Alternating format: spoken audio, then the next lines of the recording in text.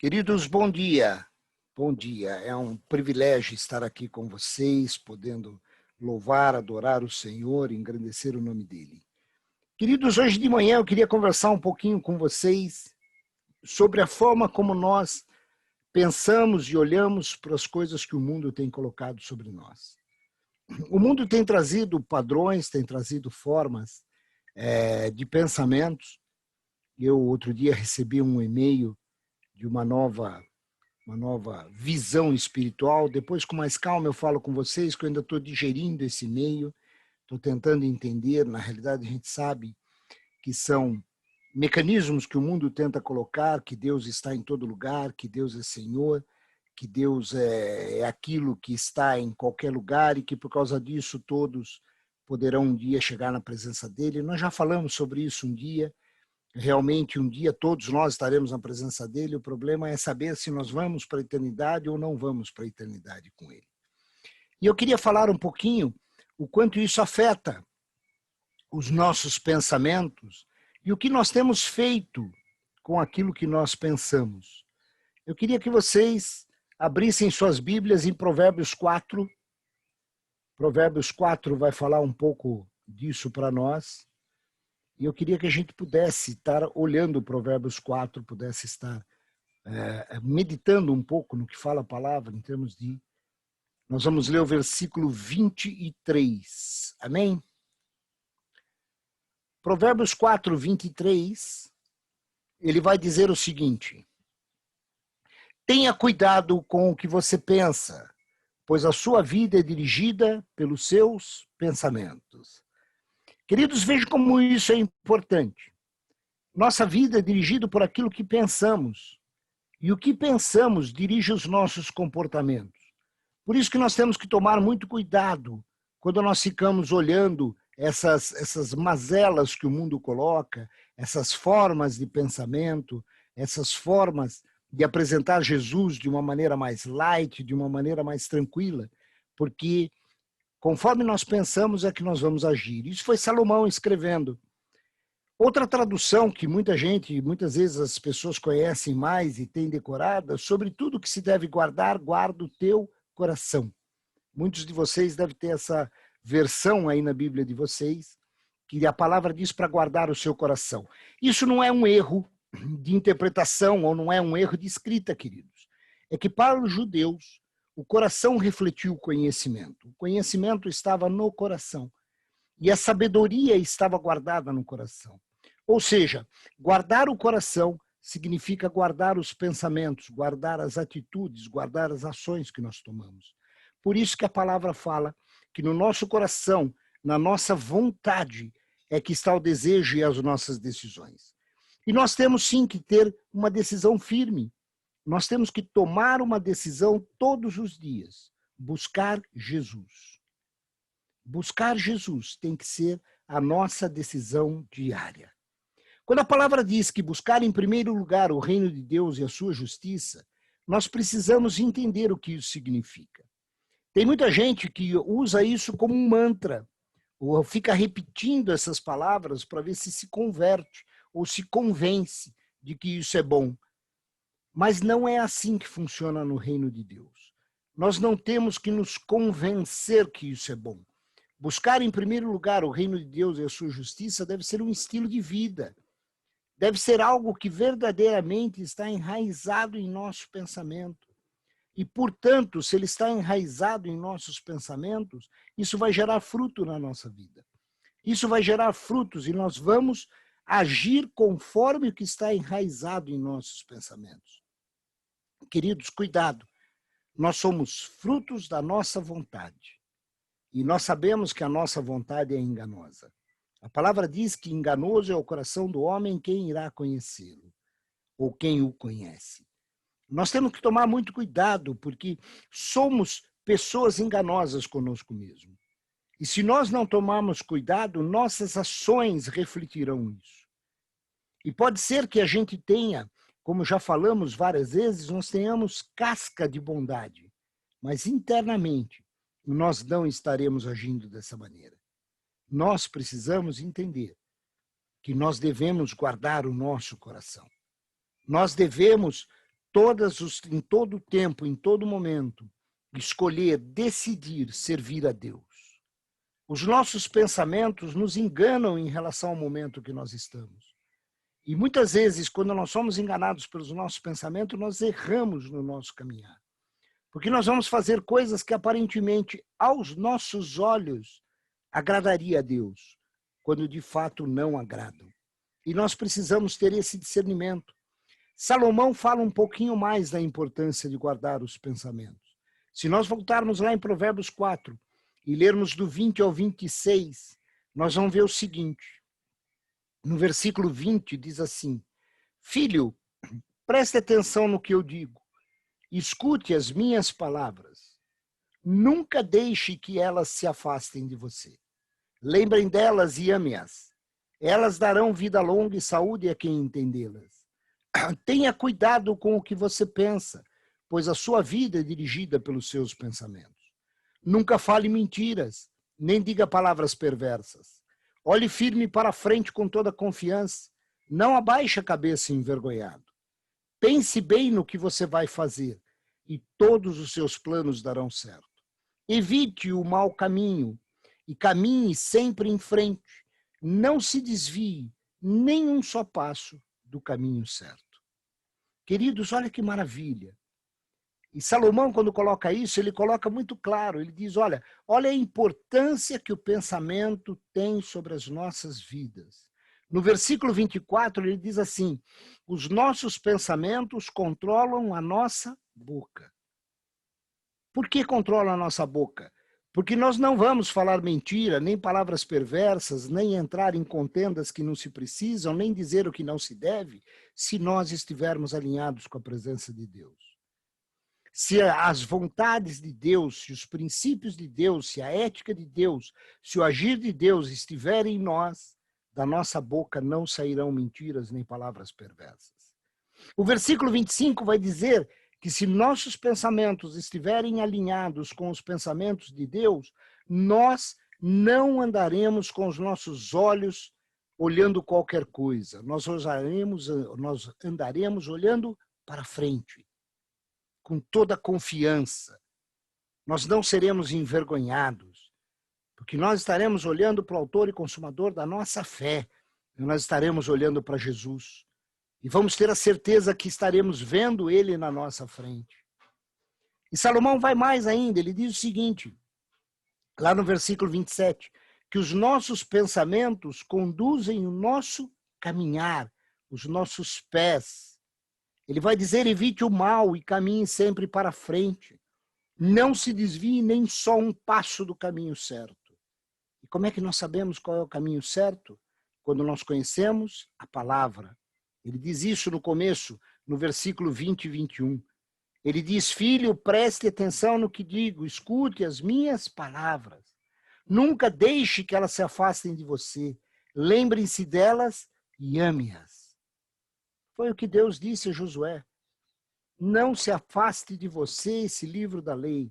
Medita nessas palavras de dia e de noite, para que tudo te vá bem. Para que tudo te vá bem. Quando nós meditamos na palavra, quando nós lemos a palavra todos os dias, quando nós nos deixamos ser transformados pela palavra, o que é que transforma em nós? A nossa mente, a nossa forma de olhar as coisas, a nossa forma de entender o reino, de entender o caráter de Deus, de entender o caráter de Jesus, de entender o sacrifício que ele fez por nós. Por isso a importância de nós entendermos os nossos pensamentos. E nós colocamos os nossos pensamentos na presença do Senhor. Queridos, a Bíblia é cheia de personagens que agiram corretamente, agiram de acordo com os pensamentos de Deus, e existem personagens que não agiram, e personagens que se deram mal. Vamos olhar alguns personagens que se deram mal e alguns personagens que se deram bem, que tiveram as suas vidas transformadas. Porque eles são exemplos para nós. Eu já falei para vocês que a Bíblia é um livro de exemplos. É um livro de pessoas que estiveram na presença de Deus e que puderam dar testemunho do mover de Deus. E um deles, queridos, que se deu mal por causa dos seus pensamentos foi Saul. Vocês conhecem a história de Saul. No momento da vida dele, ele começou a agir conforme seus próprios pensamentos. Ele começou a achar que o que ele pensava era como ele deveria agir. E o que ele pensava era o correto. Eu acho que subiu na cabeça de Saul o orgulho, a arrogância de ter sido levado ao cargo de rei. E ele começa a pensar longe da presença de Deus. E sabe o que acontece quando ele faz isso? Ele é retirado da presença de Deus. A Bíblia nos conta que lá em 1 Samuel 13, Deus dá uma ordem a Saul através da vida de Samuel. Eles estavam para enfrentar o exército dos filisteus e Saul recebe uma instrução clara dizendo o seguinte: espere 7 dias no seu acampamento. Espere 7 dias. Não eram 6 dias e 23 horas e 59 minutos. Eram 7 dias. E após o 7º dia, o Senhor vai te dar a vitória. E uma vitória que não vai ser sua, vai ser do Senhor. Saul espera quase que os 7 dias. Provavelmente ele esperou 6 dias, 23 horas e alguns minutos. Mas ele começou a olhar em volta dele e ele começou a olhar as situações com olhos humanos. Ele começou a ver o povo ficar amedrontado. Ele começou a ver o povo querendo ir embora do campo de batalha. Ele começou a olhar para a moral dos homens que estavam começando a ficar abalada. E aí Saul deve ter começado a pensar com ele mesmo, ou como a gente usa uma expressão, pensar com meus botões. E ele começou a pensar com ele mesmo e disse o seguinte: não tem saída.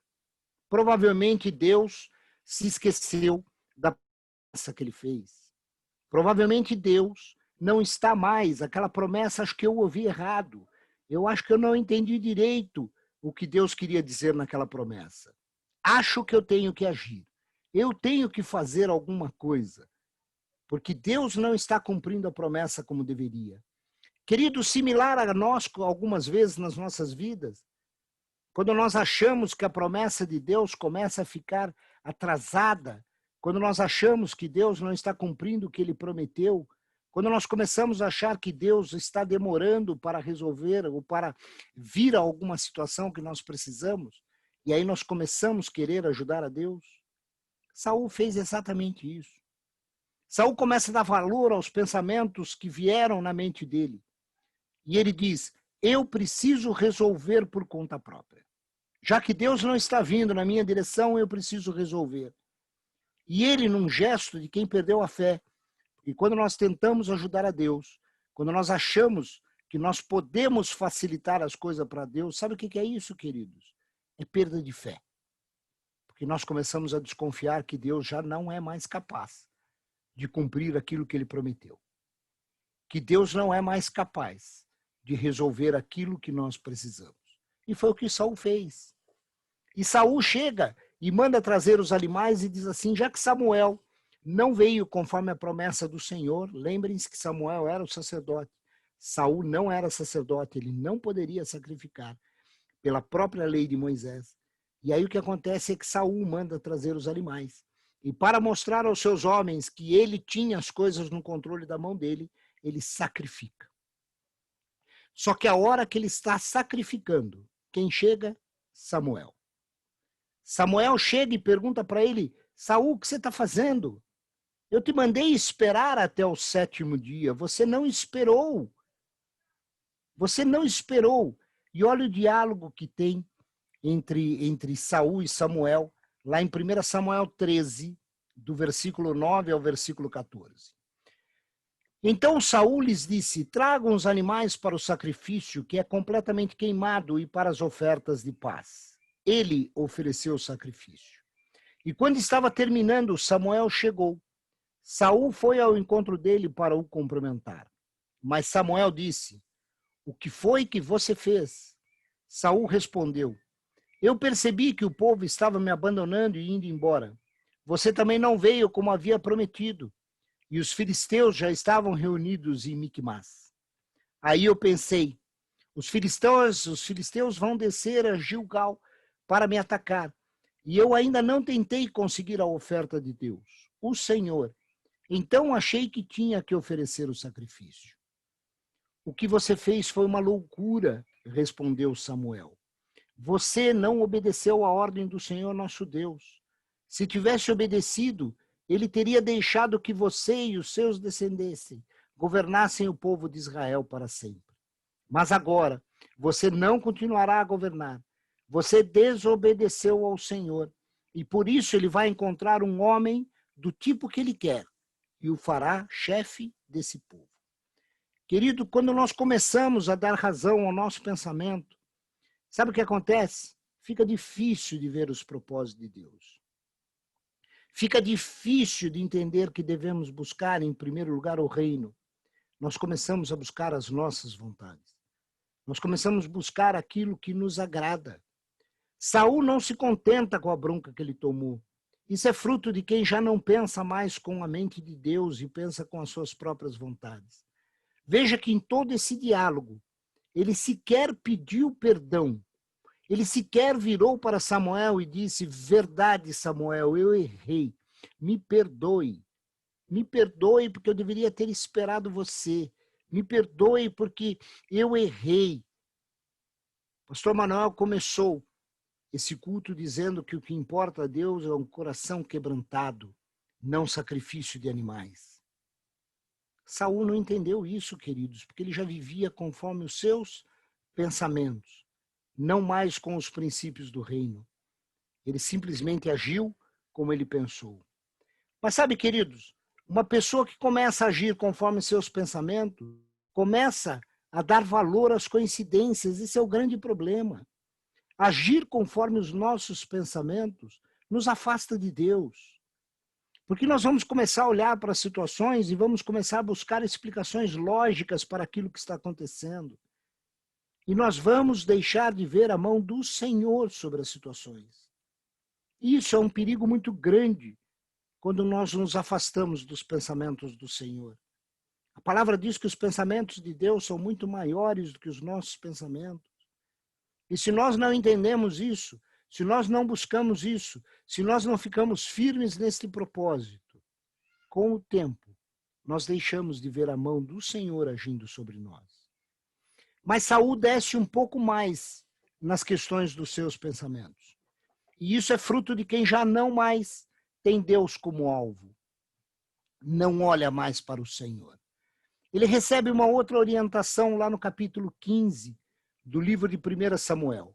Queridos, aqui é uma interpretação muito pessoal minha, tá? Apesar de que no final do capítulo 13, como nós lemos, Samuel diz a Saul que Deus acharia uma outra pessoa para ficar no lugar dele. Eu acredito que aqui foi dada uma segunda chance a Saul. É como se Deus dissesse: tá bom, vai, eu vou dar uma outra ordem para testar a obediência dele. E é o que Deus faz. Deus dá uma ordem a ele, dizendo: vá contra os amalequitas, destrua os amalequitas, porque um dia esse povo covardemente atacou o meu povo que vinha vindo do Egito.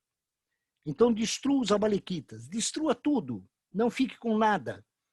Não fique com nenhum despojo, com nenhum ouro, com nenhuma prata, com nenhum cobre, com nenhuma arma, com nenhum animal, porque eu não quero ter nada com os amalequitas. Deus diz claramente isso a Saul.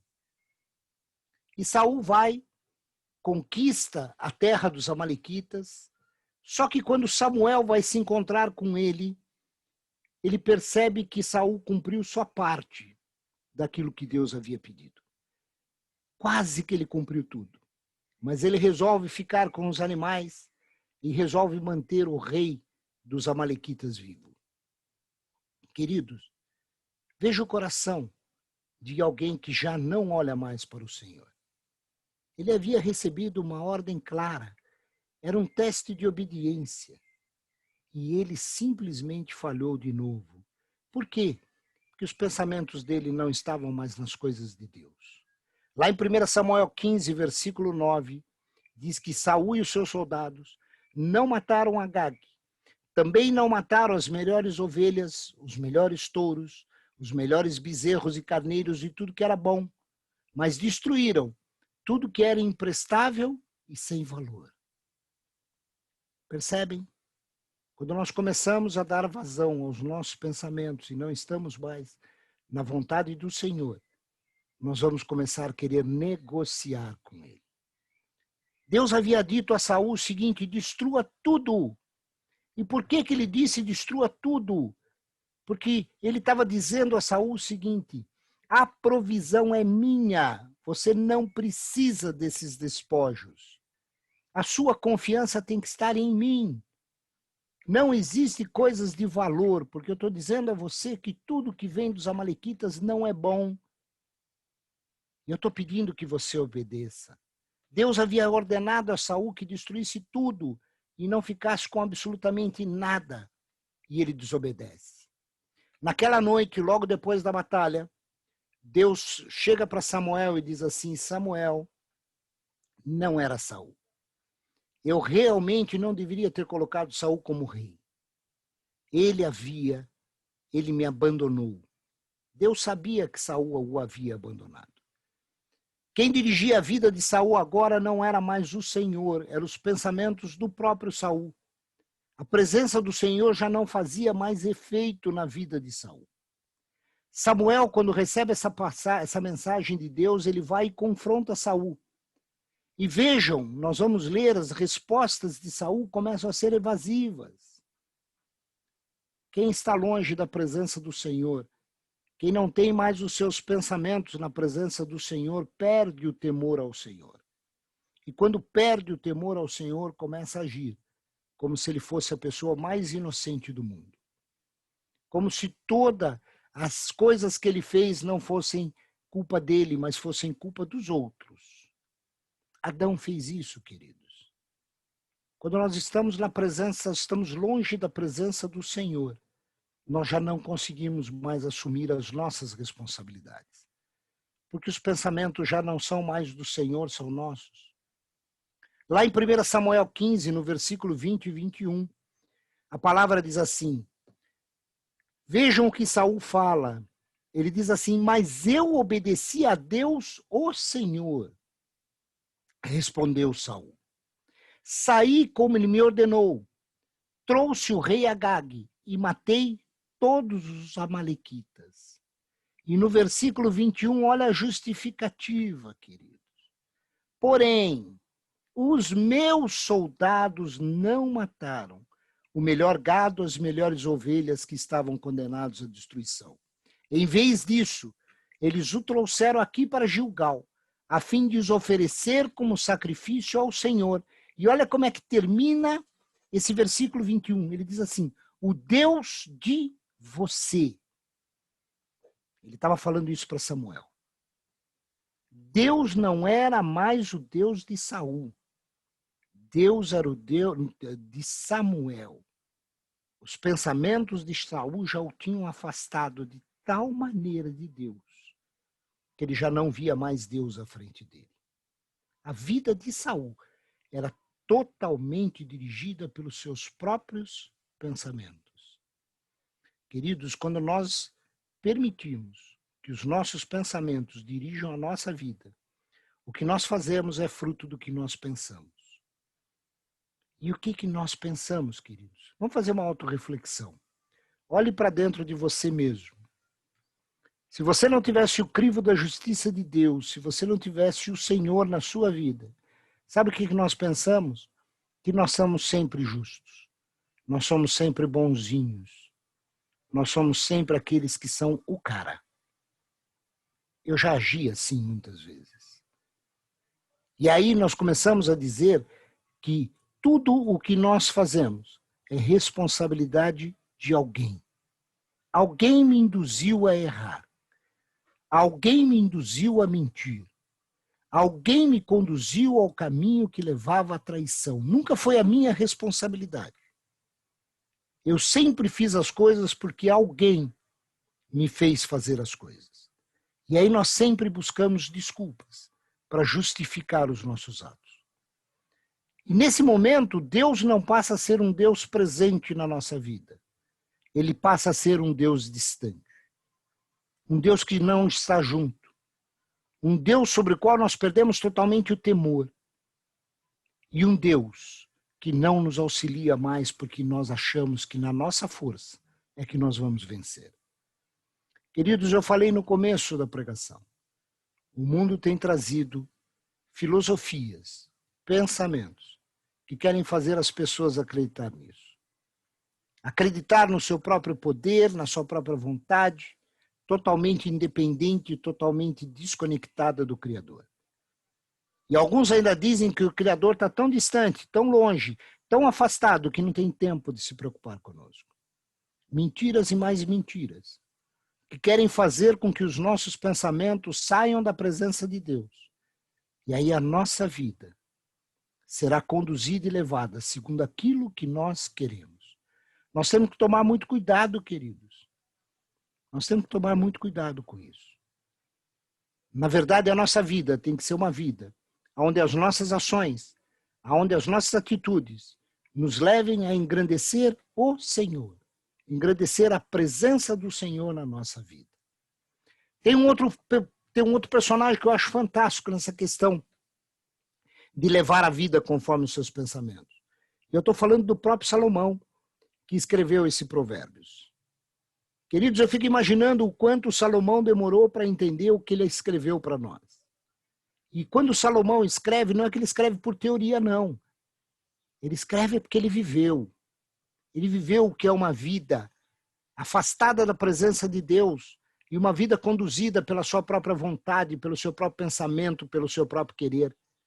Sabe onde nós vemos isso claramente? Lá no livro de Eclesiastes, no capítulo 2. Prestem atenção no que está escrito do versículo 9 ao versículo 11 de Eclesiastes 2. Salomão escreve assim: sim, fui grande, fui mais rico do que todos os que vieram em Jerusalém antes de mim, e nunca me faltou sabedoria. Consegui tudo o que desejei. Não neguei a mim mesmo nenhum tipo de prazer. Eu me sentia feliz com o meu trabalho, e essa era a minha recompensa. Mas quando pensei em todas as coisas que havia feito e no trabalho que tinha tido para conseguir fazê-las, compreendi que tudo aquilo era ilusão. Não tinha nenhum proveito. Era como se eu estivesse correndo atrás do vento.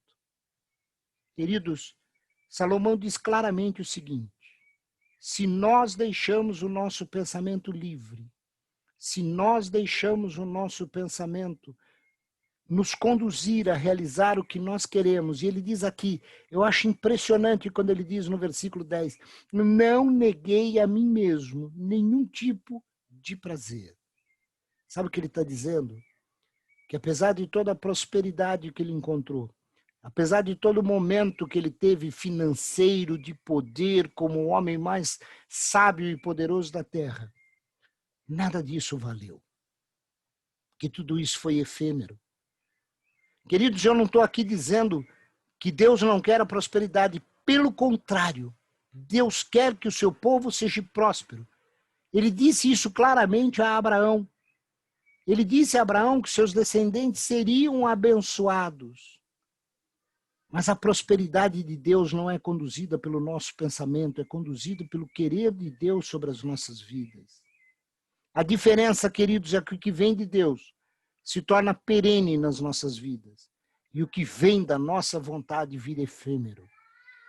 Quantas e quantas vezes eu, antes de Cristo, olhava uma coisa e falava assim, eu quero aquela coisa. E aí você trabalhava, economizava dinheiro e comprava. Comprava para se satisfazer num momento, exibir aquilo como uma posse, como uma conquista, e no momento seguinte, deixava aquilo numa gaveta qualquer ou num lugar qualquer, porque aquilo já não tinha mais valor. Você tinha que buscar outra coisa de maior valor. É o que Salomão está ensinando para nós. Agora, quando nós temos os nossos pensamentos colocados na presença do Senhor e nos deixamos ser conduzidos pelos pensamentos de Deus em nós, o que nós conquistamos junto com Deus se torna perene. Não é algo sem valor.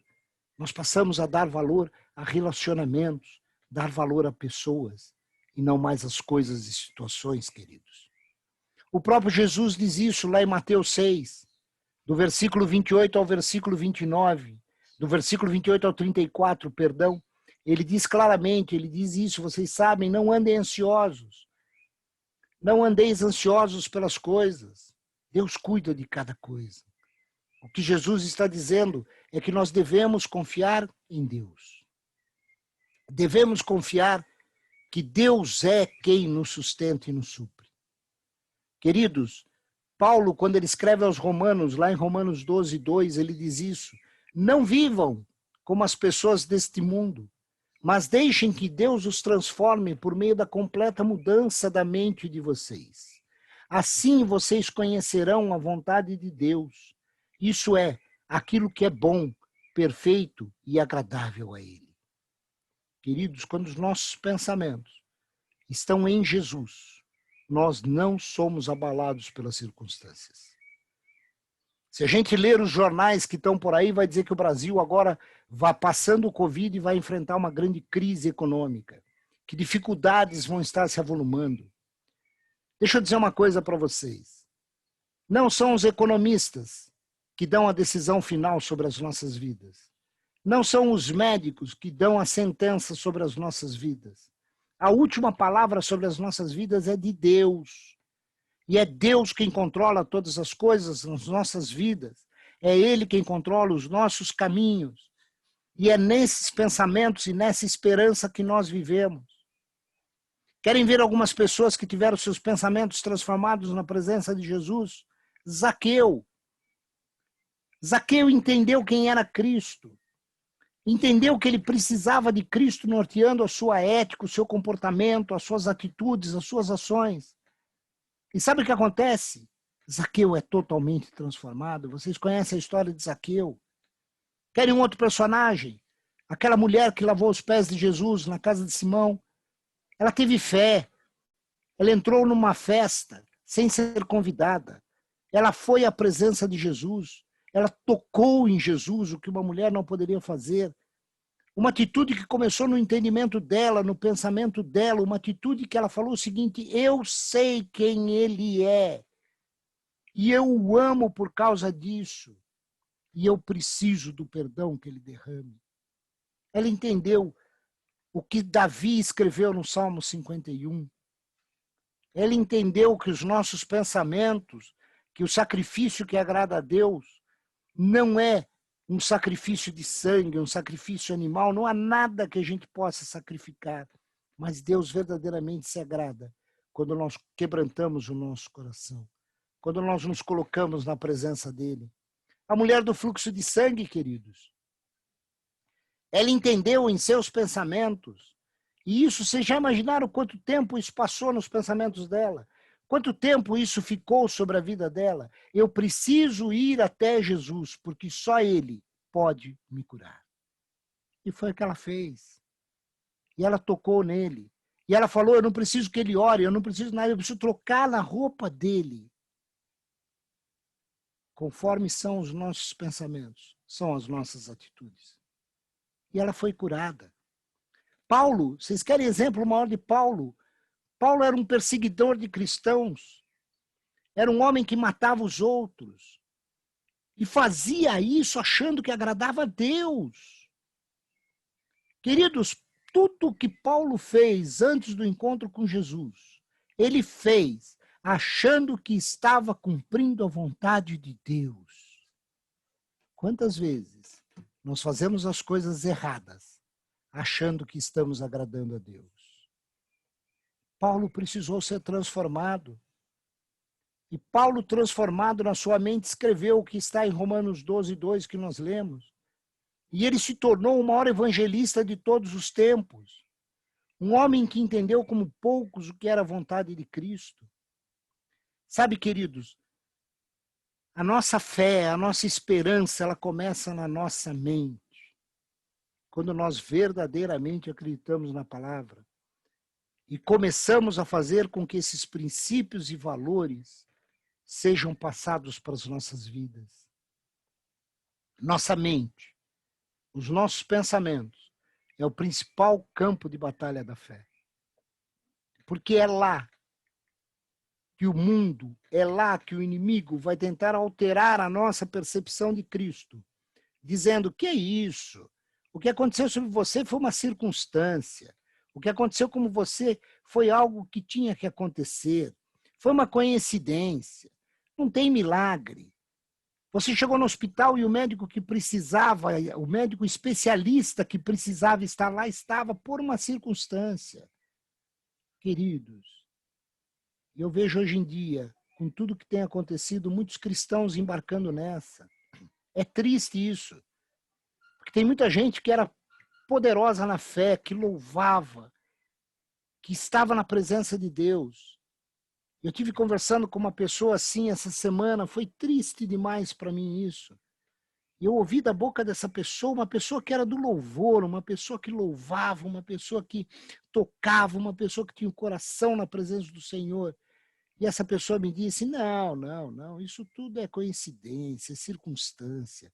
Você acha que Deus se preocupa para mim? Você acha que Deus se preocupa comigo?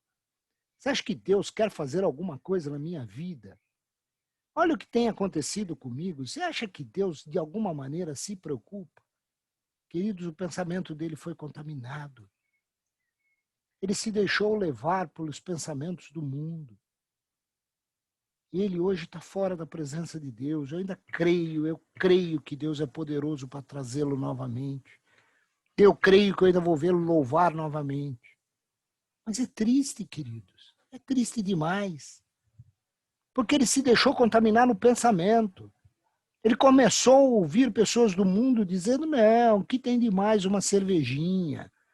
O que tem de mais duas cervejinhas? O que tem de mais se ao invés de ir na igreja, se você ficar só trabalhando? O que tem mais? Você vai perder tempo em ouvir a palavra? Vamos nos divertir, vamos para uma lanchonete. E isso começou a fazer parte do pensamento dele. E ele começou a fazer as coisas que o pensamento dele orientava para fazer. Tem um pensamento, queridos, que eu gosto muito, eu já falei isso para alguns já me ouviram falar isso várias e várias vezes, mas tem um pensamento que eu li há muito tempo atrás e que até hoje, cada vez eu procuro recordá-lo, deixo muitas vezes guardado no meu computador, para quando eu estiver esquecendo, eu correr atrás para lê-lo, e ele diz assim: presta atenção em seus pensamentos, pois eles se tornarão palavras. É Provérbios 4. Presta atenção em seus pensamentos, porque eles se tornarão palavras. Presta atenção em suas palavras, porque elas se tornarão os seus atos. Presta atenção em seus atos, porque eles se tornarão os seus hábitos.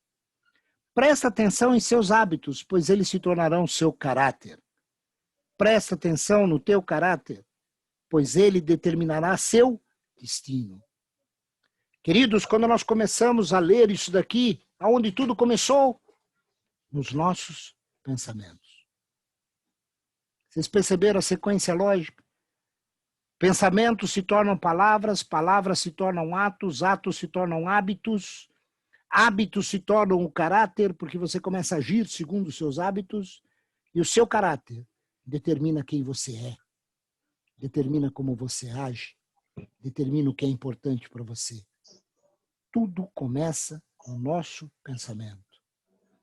Salomão sabia disso quando escreve Provérbios 4:23. Vou ler de novo só para a gente lembrar. Tenha cuidado com o que você pensa, pois a sua vida é dirigida pelo seu pensamento. Paulo sabia da importância disso. Além de ter escrito lá em Romanos 12:2, que nós lemos, que nós devemos transformar o nosso pensamento e não nos conformar com as coisas do mundo. Ele, quando está terminando a carta aos Filipenses, ele diz a mesma coisa aos Filipenses. Só que aí ele dá uma regrinha que serve para nós. Se os seus pensamentos estão querendo fugir da presença de Deus, se os seus pensamentos estão se deixando contaminar pelas coisas do mundo, Paulo, em Filipenses, dá uma lição básica para nós. Presta atenção ao que ele fala aos Filipenses, do versículo 4 ao versículo 8, no capítulo 4 de Filipenses. Versículo 4 do capítulo 4 diz assim: estejam sempre cheios de alegria no Senhor. E digo outra vez, alegrem-se. O que Paulo está dizendo com isso? Paulo está dizendo que no Senhor nós temos alegria. Jesus disse isso, mas mesmo quando eu estou no meio da tribulação, você quer que eu esteja alegre? Não, eu não quero que você esteja alegre, eu quero que você entenda o que Jesus falou. Jesus diz o seguinte: tenha bom ânimo quando passares por tribulações, porque eu venci as tribulações.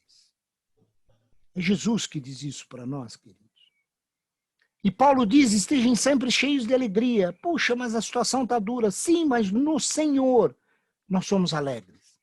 O versículo 5 diz que todo mundo veja que vocês são amáveis em tudo quanto fazem. O Senhor virá em breve. Não se aflijam com nada. Em vez disso, orem a respeito de tudo. Contem a Deus as necessidades de vocês e não se esqueçam de agradecer-lhe. Se fizerem isso, vocês experimentarão a paz de Deus que excede todo o entendimento e conservará a mente e o coração de vocês em Cristo Jesus. Agora olha o versículo 8, que fala com relação aos nossos pensamentos. E agora, irmãos, ao terminar esta carta, quero dizer-lhes mais uma coisa. Firmem seus pensamentos naquilo que é verdadeiro, que é nobre, que é direito. Pensem em coisas que sejam puras e agradáveis e detenham-se nas coisas excelentes. Pensem em todas as coisas pelas quais vocês possam louvar a Deus. O que Paulo está dizendo? Que se os nossos pensamentos querem nos trair, leia a palavra de Deus. Leia o que é o caráter de Deus. Leia o que são os princípios do reino.